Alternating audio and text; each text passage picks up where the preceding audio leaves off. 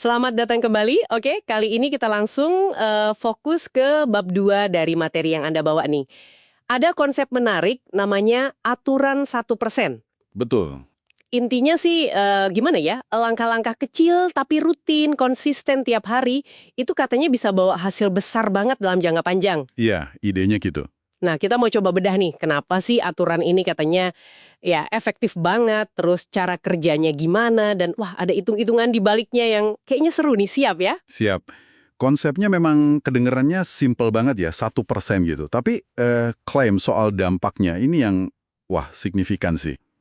Ini cocok banget kayaknya buat Anda yang mungkin lagi ngerasa stuck, atau ngelihat tujuan kok kayaknya jauh banget gitu ya. Iya, bikin overwhelm gitu ya. Nah, atau mungkin pengen maju terus tapi nggak mau yang maksain diri sampai stres. Bab 2 ini nawarin cara pandang yang, menarik. Fokusnya di momentum. Persis.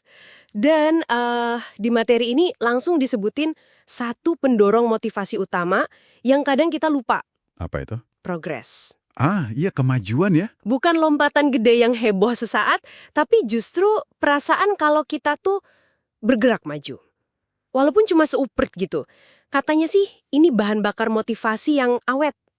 Dan ini bukan asal ngomong loh. Penulisnya merujuk ke studi dari Harvard Business Review. Oh ya? Iya, dari Amabile sama Kramer.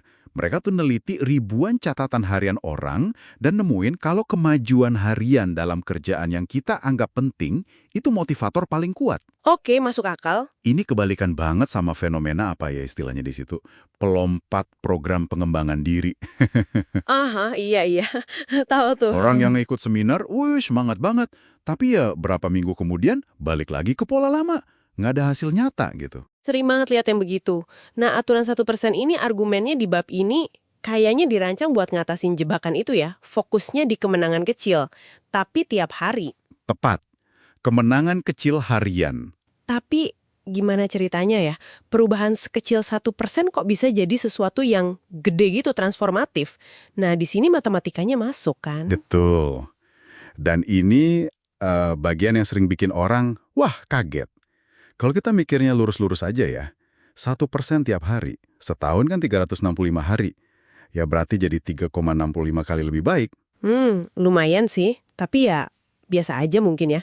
Nah, itu dia. Tapi materi ini nekankan kekuatan compounding. Efek bunga berbunga istilahnya. Oke, investasi gitu ya? Persis. Keuntungan kecil kalau ditambahin terus ke modal awal, kan tumbuhnya jadi eksponensial. Bukan lurus aja. Jadi bukan sekedar nambah 1% dari awal, tapi 1% dari kondisi terakhir yang udah membaik itu, gitu. Tepat. Jadi basisnya naik terus. Nah, kalau efek compounding ini jalan terus setahun penuh, klaimnya di materi ini bukan lagi 3,65 kali, Tapi, bisa sampai 37 kali lipat. serius? 37 kali? Iya. Atau kalau mau persentase, 3.700% peningkatannya. Wow, itu gila sih angkanya. Beda banget skalanya. Makanya disebut bisa mengubah permainan. Coba deh bayangin, area penting hidup Anda, apa aja lah, kesehatan, skill, hubungan, bisnis. 37 kali lebih baik dari setahun lalu. Kebayang sih potensinya. Dan katanya ini bukan teori doang ya. Udah ada buktinya di banyak orang yang tadinya ngerasa mandek. Klaimnya begitu, udah terbukti katanya di ribuan orang, jadi ya potensinya emang gede banget. Oke. Tapi kan tahu potensinya aja nggak cukup ya. Gimana caranya biar beneran kejadian? Biar nggak cuma jadi wacana? Nah, pertanyaan bagus banget. Disinilah penulisnya ngenalin konsep integrasi. Integrasi? Maksudnya? Jadi tahu doang itu nggak ngubah apa-apa. Ada 3 tahap yang perlu dilewati. Pertama, mengetahui.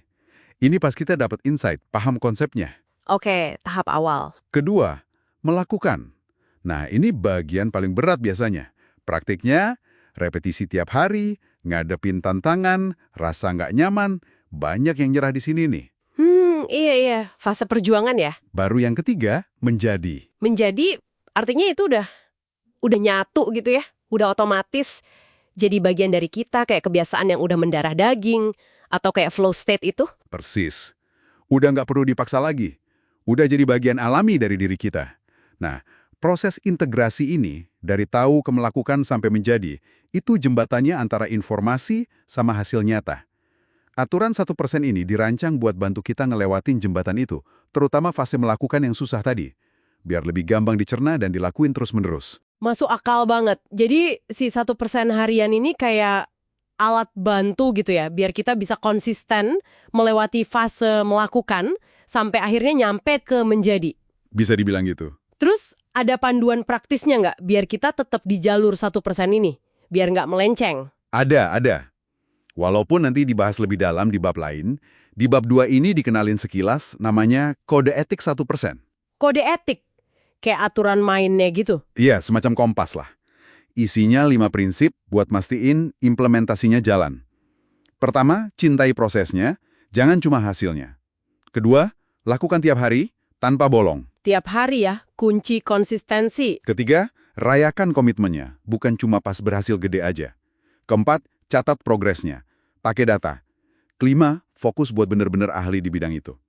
Ini kerangkanya. Oke, jadi kalau dirangkum nih ya, inti dari bab 2 ini, aturan 1% itu soal gimana kita manfaatin kekuatan progres kecil harian yang konsisten. Yap. Secara psikologis, ini ngasih kita motivasi yang tahan lama. Secara matematis, ada efek compounding yang potensinya gila-gilaan, bisa sampai 37x setahun. Luar biasa memang. Dan kuncinya ada di integrasi ngubah tahu jadi aksi harian sampai jadi bagian dari diri kita. Plus ada kode etik sebagai panduannya. Ini soal transformasi jangka panjang lewat langkah mikro. Tepat sekali rangkumannya. Nah, sebagai penutup nih ya, mungkin ada satu pertanyaan buat Anda renungkan.